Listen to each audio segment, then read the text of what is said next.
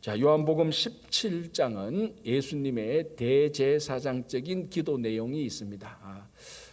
그러니까 예수님께서 이제 요 17장 기도를 마치시고, 크게 보면 예수님께서 제자들에게 유훈을 마치고 유훈을 해주고 이제 기도를 하는데, 이 기도가 전부 다 제자들을 위한 기도입니다. 이제 예수님께서 십자가에 달려 돌아가시고 부활하시고 성천하시면은 완전히 이제 이 땅에 계시지 않습니다. 물론 이제 이 땅에 계시지 않을 때 성령께서 보혜사 성령께서 오셔서 계속해서 하나님 나라의 사역을 그 제자들과 함께하지만, 어쨌든 이 제자들에게는 예수라는 분, 그분 자체는 계시지 않습니다. 이제 그래서 예수님께서 그 일을 본격적으로 스타트하는 십자가 사건 바로 앞에서 이 제자들을, 세상에 남겨진 이 제자들을 위해서 기도하는 이 대제사장의 기도인데, 예수님의 기도가 가장 길게 나오는 부분입니다. 17장 1절부터, 정확히 말하면 17장 1절 중간부터 17장 전체 다가 예수님의 기도 내용으로 되어 있습니다.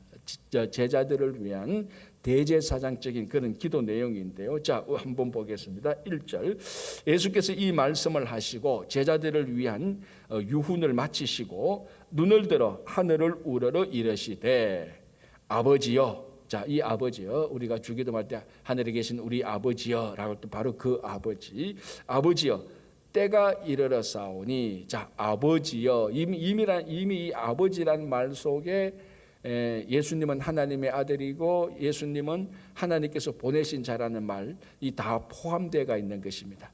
그래서 요한복음 1장에서 16장까지 계속해서 반복되어 왔던 예수님이 누구신가, 예수님 당신은 누굽니까? 라고 말할 때 나는 아버지 하나님의 아들이다. 하나님께서 나를 보내신 자다. 그리고 나를 본 자는 아버지를 본 자다. 나는 아버지와 하나이다. 이런 의미가 이 호칭 하나에 다 들어가 있습니다. 자, 내가 어느 한 남자에게 아버지라고 부르면은 이 남자와 나 사이에 모든 관계가 다 증명되어집니다. 지금까지 이 아버지 대신 이 남자가, 이 남자라는 이분이 나의 아버지가 되었다면 지금까지 나를 양육했고 내게 교훈을 했고 내가 어렵고 힘들 때마다 나를 보살펴 주셨고, 그러니까 그리고 나는 이분의 몸으로부터 났고, 모든 이 아버지라는 단어 하나 속에 하나님과 예수님의 관계가 다 규정되어지는 겁니다. 자, 아버지여라고 부르고 때가 이르렀사오니, 드디어 때가 왔습니다. 자, 우리가 앞에서부터 요한복음 10몇 장부터 초막절에 예수님께서 올라가시고, 물론 그 이전에 이미 요한복음을 보면은 유일하게 요한복음을 봐야 예수님께서 세 번 유월절, 성인이 되셔서 세 번 유월절에 올라갔다는 기록이 있습니다. 요한복음에만. 마태, 마가, 누가에는 마지막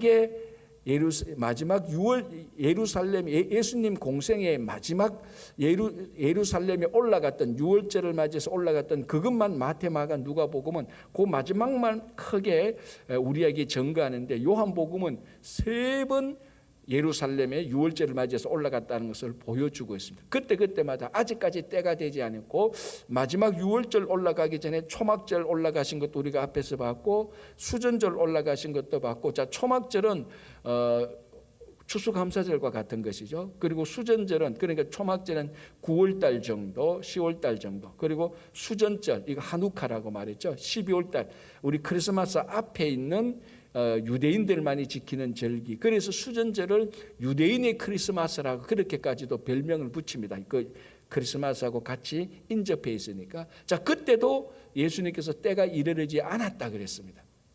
자, 우리가 예루살렘으로 가자, 유다로 가자. 그러니까 제자들이, 아이고, 그것도 유다로 갑니까? 그 예루살렘에 있는 그 유대인들이 예수님 또 돌로 치고 죽이려고 하는데요. 그러니까 예수님께서 아직 때가 이르지 않았다. 낮이지 않느냐? 밤에 사람이 실족하지 낮에는 실족하지 않는다. 아직 지금 올라가도 때가 이르지 않았기 때문에 괜찮다. 자, 이런 내용들 우리가 앞에서 봤습니다. 그리고 유월절 되시기 전에 일주일 전부터 올라가셔서 이제 제자들에게 교훈을 주시고 이제 유월절을 준비하시는 그런 내용들을 다 하나, 요한복음은 하나하나 보여주는데, 드디어 17장 1절에서 예수님께서 말씀하십니다. 때가 이르렀다. 하나님의 때가 왔다. 이제 그러니까 뭘 말한가 하면은, 하나님의 때는 반드시 옵니다. 안 오는 것 같지만 반드시 옵니다. 여러분들이 느끼기에, 여러분들이 생각하기에 하나님의 때가 왜 이리 천천히 오나, 이래도 되나 라고 생각이 꿀떡 같지만, 하나님의 때는 가장 적당한 타이밍에 반드시 오는 겁니다. 오늘 때가 이르렀사오니. 그래서 아직 때가 되기 전에는 우리는 믿음과 인내로서 고통과 핍박 가운데 있다 할지라도 하나님의 때는 반드시 오니, 우리를 회복시키고 우리를 가장 선한 대로 인도하시는 하나님의 때는 반드시 올 것이니 믿음과 인내로 하나님의 때를 기다리는 것입니다. 그리고 사역자들, 우리 다 사역자들 아닙니까? 목사들만 사역자들이 아니고 직분을 가지고 섬기는 모든 섬기는 자들은 하나님의 때에 따라서 하나님의 일을 하기 위해서 그 때를 맞추어서 우리가 일을 하기 위해서 늘 준비하고 있어야 되는 겁니다. 그래서 때가 이르지 않았다고 해서 내가 아무것도 안 하는 게 아닙니다. 때가 이르기 전에 우리는 믿음과 인내로서 그것을 잘 견뎌나가야 되고 잘 준비해서 때가 딱 왔을 때 그 때에 맞추어서 정말 하나님께서 기뻐하시는 우리가 일을 하고 그 믿음을 증명해 보여야 되는 겁니다. 그래서 예수님께서 이 때를 맞추어서 온갖 유혹이 오고 더 하고 싶은데도 때가 이르지 않기 때문에 뒤로 물러날 줄도 아셨고, 그리고 때가 이르지 않기 때문에 기다릴 줄도 아셨고, 때가 일어나지 않았기 때문에 앞으로 나갈 줄도 아셨고, 모든 하나님의 예수님의 이 사역은 하나님의 때에 맞추어서 진행되었던 것입니다. 자, 드디어 그 때, 하나님의 때가 이르렀사오니 아들을 영화롭게 하사 아들로 아버지를 영화롭게 하옵소서. 자, 때가 이르는데 하나님께 영광이 돌려집니다. 어떤 일들을 통하여서 예수님께서 막 빛을 내고 예수님께서 그 백성들의 염원대로 로마를 정복하고 드디어 감추었던 능력이 나타나서 막 휘젓고 난 다음에 그 당시에 오늘날도 마찬가지입니다. 그 당시나 오늘날에 사람을 정복하고 사람보다 더 뛰어나고 사람보다 더 우위에 있음을, 내가 저 사람보다 훨씬 더 나아, 그런 방식을 통하여서 하나님을 영화롭게 하십니까? 아니잖아요. 십자가에 달려 돌아가심으로 하나님을 영광스럽게 하는 겁니다. 그래서 때로는 우리가 승리하고 이기는 것이 하나님께 영광이 안 되는 경우가 많습니다. 성도들은 때로는 패배하고 넘어짐으로 말미암아, 때로는 성도들이 고난 중에 들어감으로 말미암아 이런 일들을 통해서 하나님께 영광이 되는 게 많습니다. 우리들이 얼마나 많이 세상의 가치와 그 세상의 방식에 익숙해져 있는가 하면은, 우리는 무조건 우리가 다 잘 되어야, 세상 사람들하고 똑같이 출세하고 성공하고 다 잘 되어야, 내가 저 사람보다 훨씬 더 능력이 있다고 인정되어야만 하나님께서 나를 통해서 영광 받으신다고 착각하고 있습니다. 하나님께서 우리를 영광 받으시는 분은, 오직 십자가 방법 외에는 없습니다. 거기엔 희생이 있고 섬김이 있고 정당한 패배가 있고, 희생과 섬김과 패배가 있다고 해서 완전히 하나님께서 우리를 무너뜨리는 겁니다. 그런 것들을 통해서 진짜 부활의 승리가 나타난 거죠. 이런 모든 과정들, 고난과 죽음과 부활, 이 모든 과정들을 통해서 하나님은 영광을 받으시는 겁니다. 그런데 우리는 하나님께서 내가 정해놓은 목표, 그리고 내가 원하는 것을 얻었을 때에 하나님께서 영광이 된다고 세상 사람들하고 똑같이 생각합니다. 만약 우리 세상 사람하고 똑같은 방식, 똑같은 목적으로 하나님을 영화롭게 한다면 하나님은 세상 사람들을 통해서 다 영광 받는 겁니다. 사람을 죽여서 내가 그들의 것을 빼앗아 와서 내 것이 많음으로, 내 삶에 다른 사람의 것으로 내 곡간을 채움으로 내가 풍성함으로 하나님께 영광을 받는다. 하나님께서는 그런 식으로 영광 받는 게 아니죠. 그래서 오늘 17장 1절에 예수님께서 하나님을 영화롭게 하는 방법은 십자가밖에 없습니다. 섬김과 겸손과 양보와 희생과, 그리고 오해받음과 무시당함과 배반당하는 것, 그것들을 통하여서 오히려 하나님은 영광을 받으시는 거예요. 자, 2절 아버지께서 아들에게 주신 모든 사람에게 영생을 주게 하시려고 만민을 다스리는 권세를 아들에게 주셨습니다. 자, 십자가에 달려 돌아가시는 그 예수님께서 권세가 없어서, 힘이 없어서, 능력이 없어서, 권세가 없어서 십자가에서 비참하게 돌아가시는 건 아닙니다. 그죠? 하나님께서 주시는 권세를 가지신 이분이 십자가에 가장 무능력하게 돌아가시는 겁니다. 그 십자가의 능력이야말로 진짜 하나님의 권세고 하나님의 능력인 것이죠. 자, 3절 아주 중요한 말씀을 하시죠. 영생은 곧 유일하신 참 하나님과 그가 보내신 자 예수 그리스도를 아는 것이니이다. 자, 영생은 우리가 하늘나라에서 영원히 사는 것입니다. 그죠? 그런데 오늘 예수님은 그 영생을 그렇게 말씀하시지 않고 영생은 유일하신 참 하나님과 그가 보내신 예수 그리스도를 아는 것이다라고 말합니다. 자, 여러분 지금 영생을 살고 있습니까? 아닙니까? 이미 우리는 예수 그리스도를 믿는 순간부터 이 땅에서 지금부터 영생을 살기 시작하는 것입니다.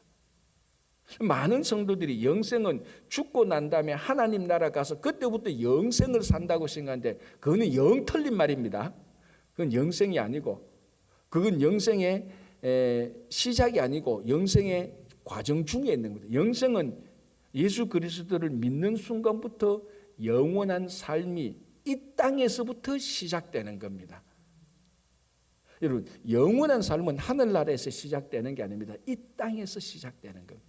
자, 그래서 뭡니까? 왜? 예수 그리스도를 아는 것. 여기서 아는 것은 지식적으로 아는 것도 있지만은 우리가 근본적으로 아는 것은 예수 그리스도를 경험하는 것.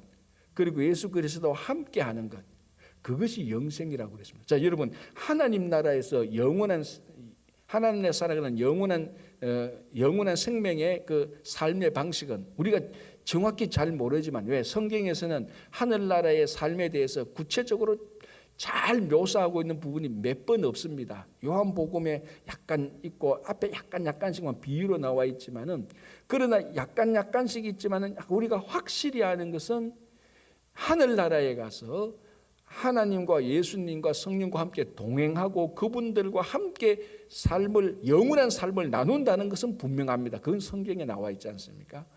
자, 예수님을 알고 예수님을 경험하고 예수님과 동행하는 것, 그게 영생이라면은 어제도 우리가 영생의 삶의 하루를 산 겁니다. 어제도. 오늘도 살 것입니다. 지금 이 순간도 여러분들이 예수 그리스도를 경험하고 예수 그리스도를 살아간다면 영원한 생명을 살고 있는 것하고 마찬가지입니다. 그래서 영생은 지금 이미 우리가 누리고 있는 것입니다. 자, 이게 중요하고요. 또 이게 왜 중요한가 하면은 영생을 사는 사람은 1년 사는 사람하고 70년 사는 사람하고 삶의 가치와 목적이 다릅니다.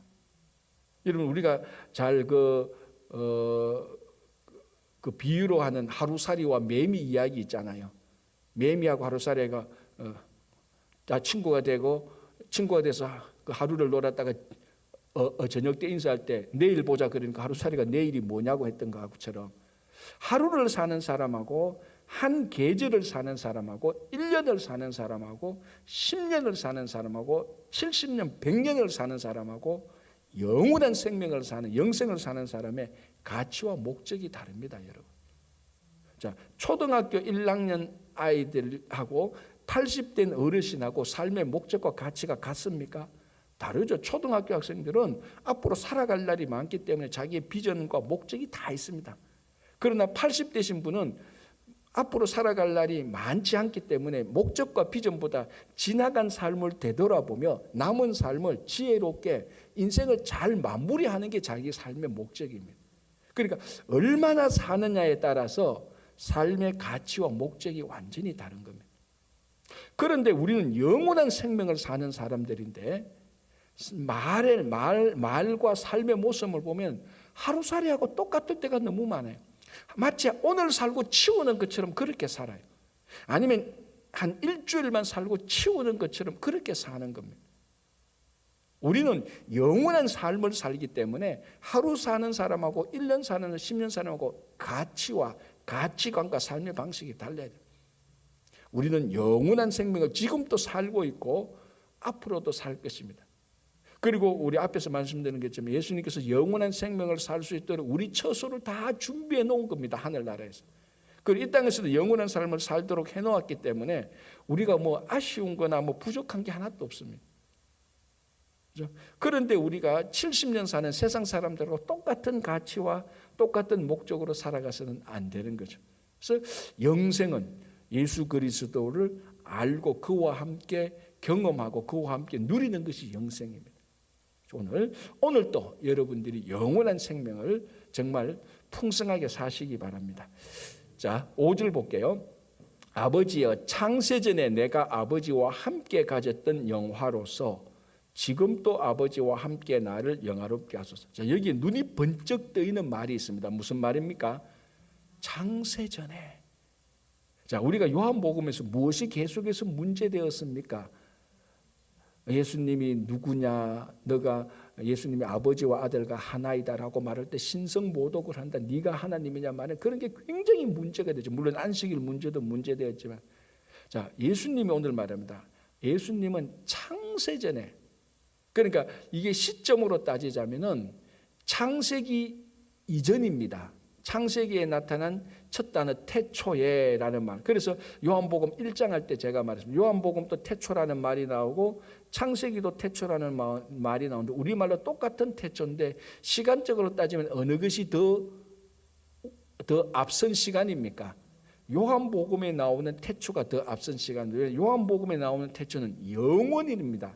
그런데 창세기에 나오는 태초는 영원 속에서 인류가 시작되는 그 타이밍이 딱 규정되어질 수 있습니다. 그런데 예수님의 창세전 영원은 우리 인간의 시간으로 규정할 수가 없는 겁니다.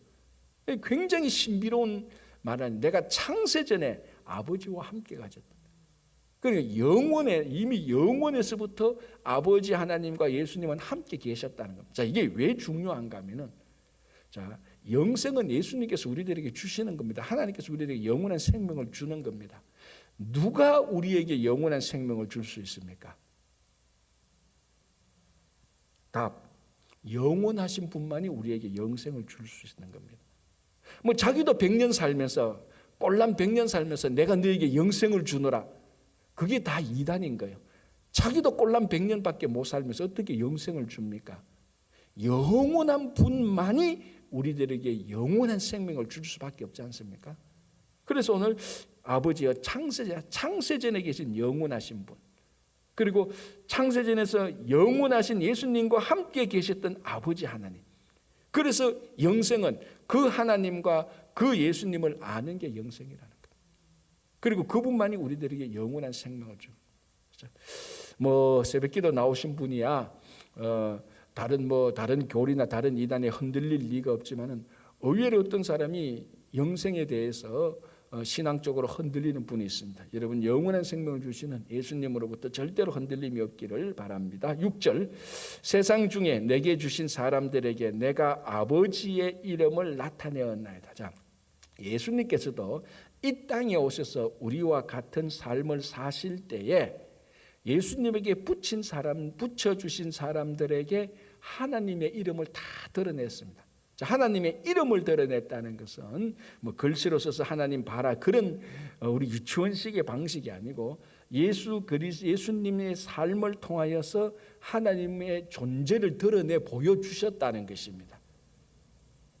자, 이거는 바로 우리가 이 땅에 살면서 우리들의 일터와 우리들이 있는 곳에서 우리들의 존재를 통하여서 하나님의 존재가 드러나야 되는 겁니다. 그래서 계속해서 말씀하시는 것처럼 계속해서 말씀드리는 것처럼 우리는 이 세상의 빛과 소금이 되고, 여러분, 세상 사람들은 우리를 통하지 않고 하나님을 볼 생각이 없습니다. 그리고 그런 개념이 없습니다. 그분들은 믿음이 있는 분들이 아니기 때문에.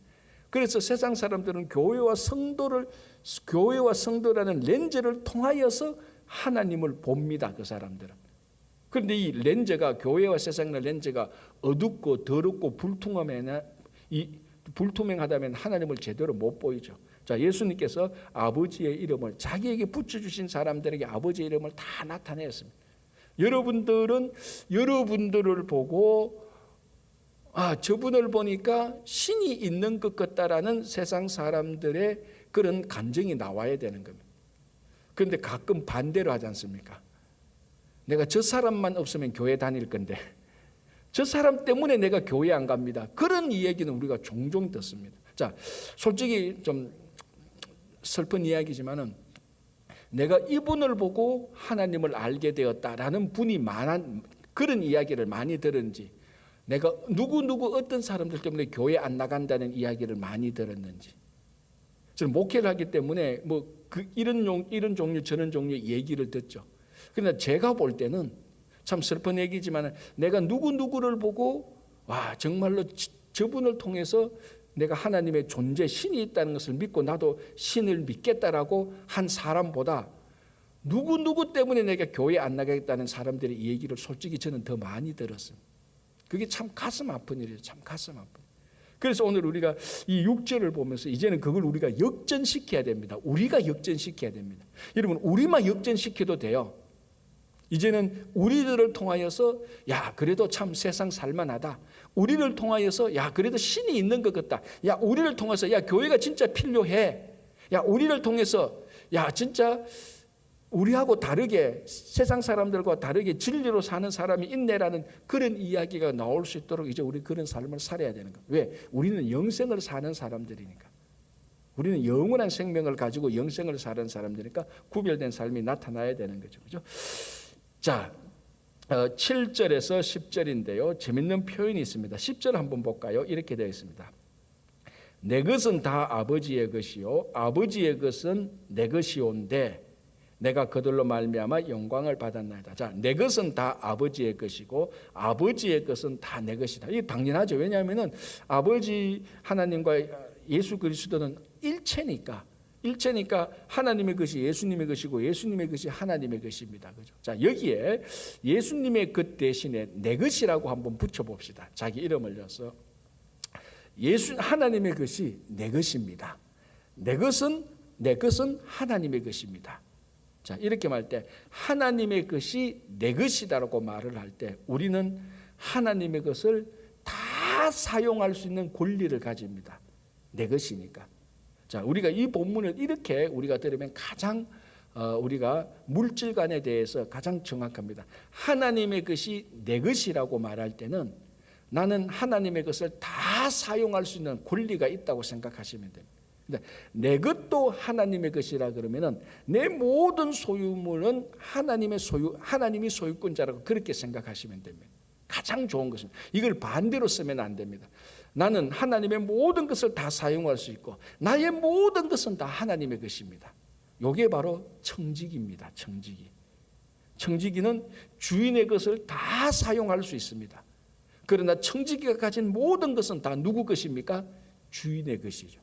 그래서 제가 청지기 말할 때 늘 강조하는 것은 우리는 하나님의 것을 모든 것을 사용할 권리는 있지만 소유할 권리는 없습니다.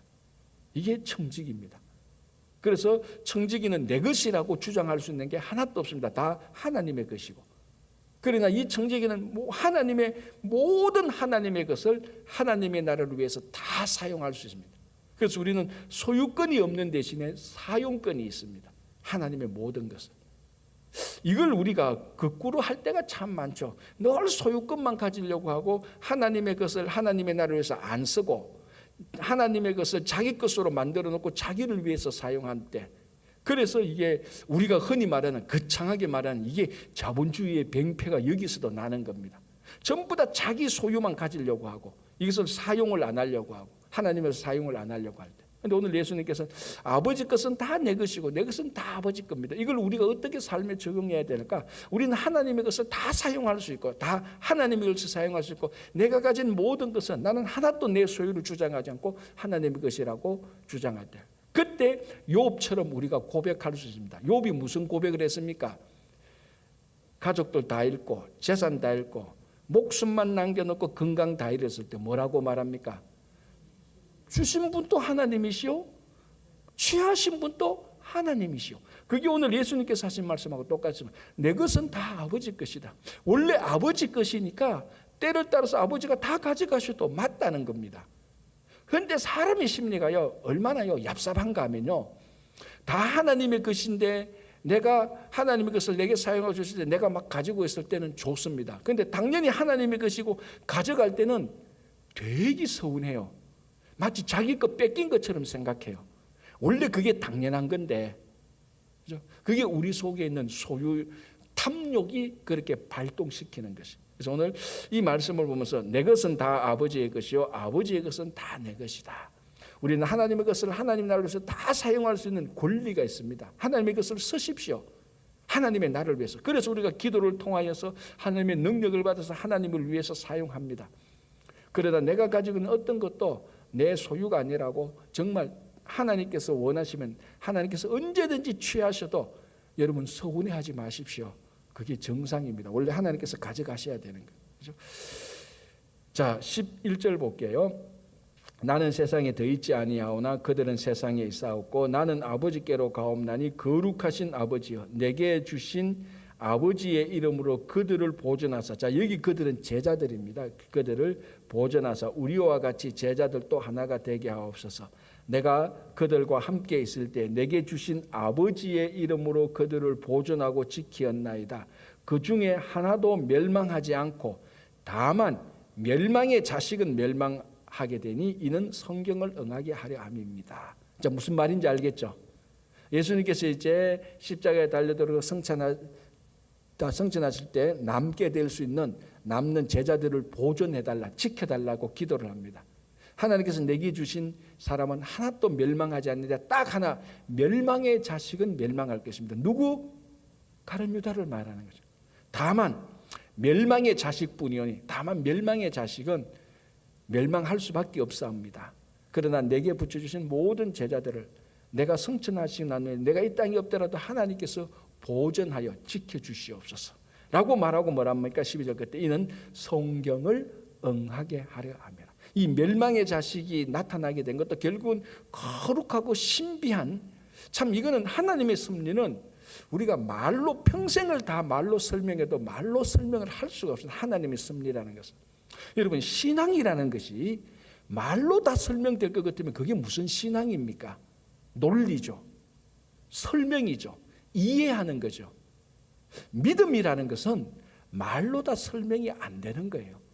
그렇잖아요. 믿음이 말로 다 설명이 되면 그건 믿음이 아닌 거예요. 내가 이해하는 것이고 내가 논리를 맞아야 되니까 받아들이는 겁니다. 믿음은 근본적으로 내가 믿는다라고 말을 할 때는 사실로 증명되지 않기 때문에 믿는 것이지, 사실로 증명되면은 우리가 그걸 이해하고 받아들이는 것이죠. 자, 이런 믿음의 절정이 뭐냐면은 하나님의 섭리입니다. 그래, 하나님의 섭리라는 것은 말로 어느 정도 설명은 할 수 있죠. 믿음도 우리가 말로 어느 정도는 설명할 수 있지만 다 설명을 못 합니다. 결국 하나님의 섭리라는 것은 우리가 믿음으로 그걸 매일매일 경험하고, 뭐 신앙의 용어로 말하는 뭐 체험이라고 말해도 되겠죠. 하나님의 섭리를 체험할 때 자연스럽게 믿겨집니다.